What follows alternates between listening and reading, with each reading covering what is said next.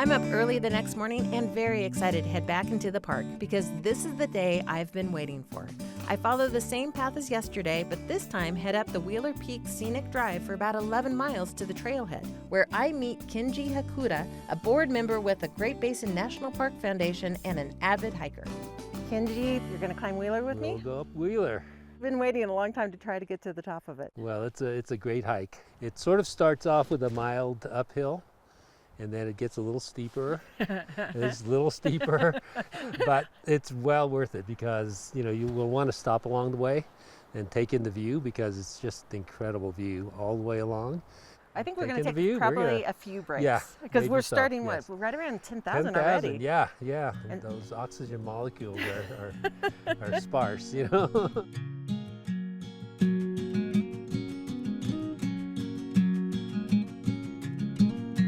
So we're going up to that, yep. 13,000 something feet. Oh my gosh, this view is just phenomenal. When we're up at top, we'll get to see the moraines and the marks that the glacier left when it kind of was carving the rock, and that's what created that bowl. Theoretically, it's the southernmost glacier in North America. So, I didn't realize that. Yeah, but a lot of people dispute whether it's a real glacier or not at this point. It's so interesting how many different ecosystems Great Basin encompasses. Yeah, you start at the desert base with the sagebrush, and then you kind of get up to 7,000 and 8,000 feet with pinyon, juniper, and then you sort of start seeing some aspen. Meanwhile, I got to enjoy sleeping in a little, so with Kenji and Chris well underway, I roll up to the trailhead a few hours later to meet James Woolsey, the park superintendent, for a very different experience. Yeah. Morning. Pleasure. Thanks for joining us. Well, thank you for having me. Yes. This is exciting. So I'm here for the alternative hike. This is the non-hardcore part. Why don't we take you on one that's a little bit shorter? So we're going to hike up the Bristlecone Trail. And if we're hardy enough, we can keep going up to the Glacier Trail, which goes to the glacier in Nevada. I would love to see it, so let's see if we can make it there. All right, sounds great. Cool. Yeah. After you. I love the path that you've put here. It's actually almost like pavement, and then you've got this really beautiful wood bridge that you. Oh, it's beautiful through here. It's not only lovely, but actually this first part of the trail is handicapped accessible. And really what we're trying to do is we're trying to make national parks available to everybody. So there's a nice little short trail here. It's handicapped accessible, but you can, bring somebody up in a walker or whatever. And it's short enough and beautiful enough where you really get a sense of the park.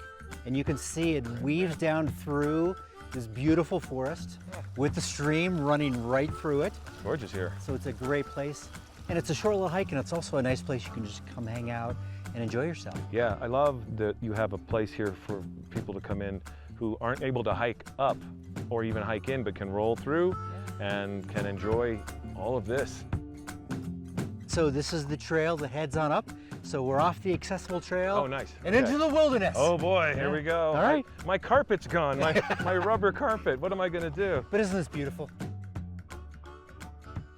So this is one of our first junctions that we come to. And actually, Kenji and Chris, they headed off this way. Aha. And if you go a short way this way, you get to the Alpine Lakes Loop. But they cut off, and that's where you head up 3,000 feet to the mountaintop, which is fantastic. Hi guys, we're going this way, We're gonna go left. Nice. And actually, we're gonna head off to the Bristlecones. I love it. And the glacier. Okay, now we're talking. So here we are, look at this kind of the different transition from where we were. We were down in that kind of really dense spruce forest down below. And look at how it just opens up right here. Yeah, suddenly. It's really fabulous. Suddenly I can see peaks. Yeah, ahead. you can see the peaks up top. There's some snow, and also the trees are changing. I see a bench. There is a bench. Is that a real, or am I having a mirage? I think that bench has your name all over it. Hallucinating? Yeah. Oh, let's Why don't you go sit down? Don't mind if I do. So this is where the trail splits again. Oh, yeah. You can go to the right, and that's the other part of the Alpine Lakes Loop. But we're gonna head up. But yeah, come have a seat. Oh, don't mind if I do. Yeah. Thank you very much. It's like they know me. Have a seat. Okay, I guess so. Just for a minute. Yes. It's just so beautiful here. And I hear the wind pushing through the trees. That's a sound you can't duplicate. Up on the side of Mount Wheeler, Kenji and I are making progress. It says 3.1 miles. All right, let's do it. This is the aerobics component of your day. testing our lungs and testing Yep. our thighs. That's right.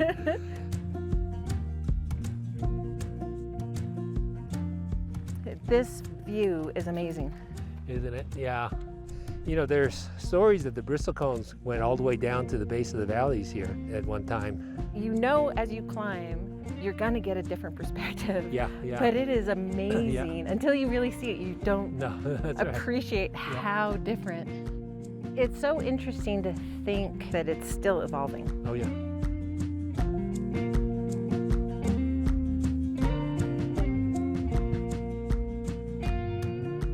So is it pretty much rocky from here on? Yeah. Very little vegetation to make soil. Definitely a change of terrain. Well, yeah, we're getting to see the other side, which is where the bristlecone pines are. It's amazing to think the longevity that Yeah. they have. Yeah, I believe they are the oldest trees in the world. A couple of thousand feet below, we arrive at a special location. This is where it's really going to start becoming really beautiful. I'm gonna have a beauty overload here. Yeah. It's like an art gallery.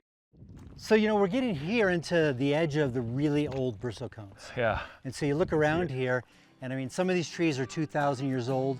Some of them are close to 5,000 years old. Mind-blowing to think Which about is that. incredible.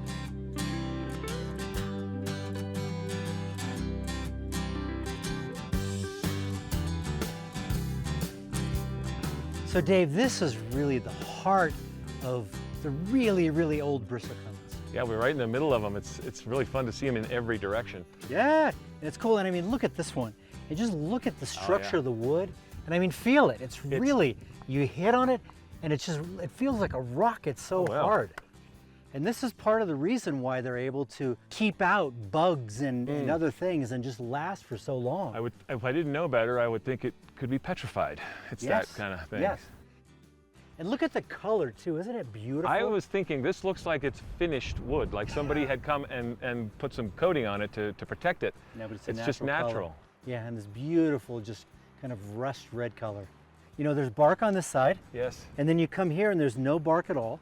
And there's some of these trees that you'll look at them and there'll be 3/4 of it have no bark. Yeah. And there'll be one section with bark and there may be 10 limbs and one limb has a few pine needles on it. So it's just living in that space. And is the rest of it dead or is it just living in a different way? It's all alive. Okay. And those tend to be the ones that are really old.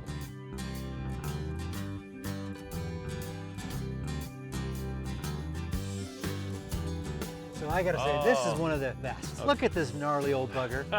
And then look how it grows up. Typical old bristlecone, right? Yeah. Hardly any bark.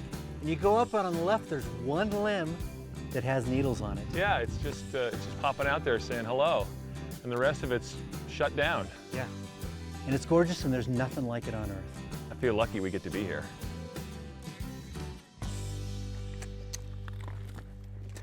We're definitely climbing now. Yeah. These are beautiful little bonsai terraces. It's a tiny little world. They really are. They're like a little biosphere of their own. Yeah. Nice little view of the saddle, right? You kind of see the whole valley here. Right, we're on the Snake Range. There's Snake Valley. And you can see all the lakes we came up along. And you can see just the change in the vegetation from the sandal. I love those moraines that we see down there. The glaciers kind of carved it, pushed it, 15,000 years ago. And that's spectacular to just see the fingerprints of that still Yeah. to this day, Another example of how water has shaped this landscape. Water and ice.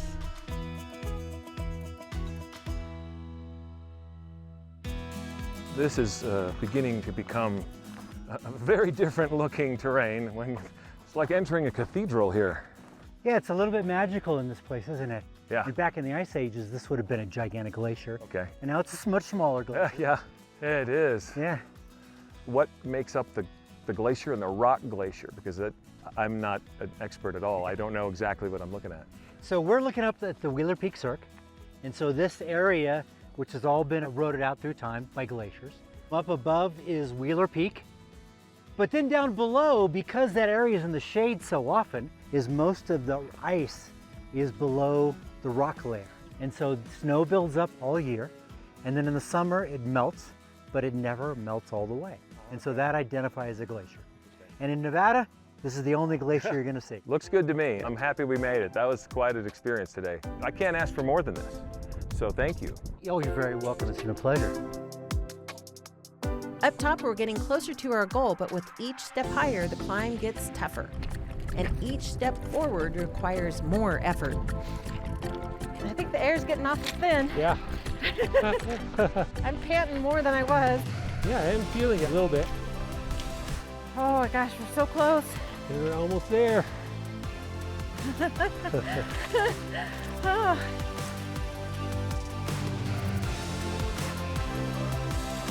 Wow. Yeah. We reached our goal. You know, I'm not a big high five person, but this deserves a high five. Right.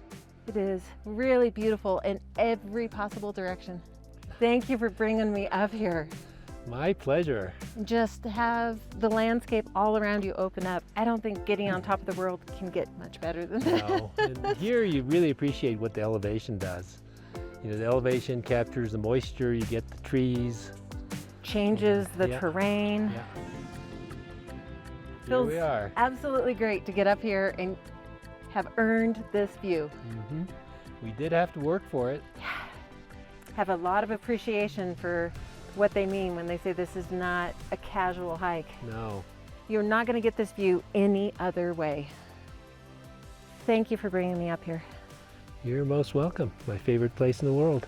Here we are. The Earth is never going to be the same, but here we are at this point in time, you know. And I'm not worrying about anything other than absorbing this moment right now. well, that's what these trees have been doing, sitting here. And these mountains have Yeah. been doing, right? They've just been Right. enjoying their moment in time. Yeah.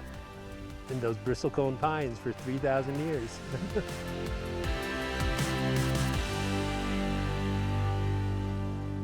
So we're at the amphitheater near the trailhead. It's a beautiful place just to sit and relax. Yeah, and we're celebrating here. I got to toast you on your accomplishment. Well done. So how was it? I actually, in preparation, already knew I wanted the souvenir. I made it to the top of Wheeler, Well done. and it Well was done. amazing.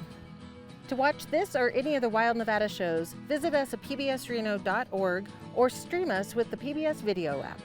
Till our next Wild Nevada trip, here's hoping you get to enjoy some outdoor adventures of your own.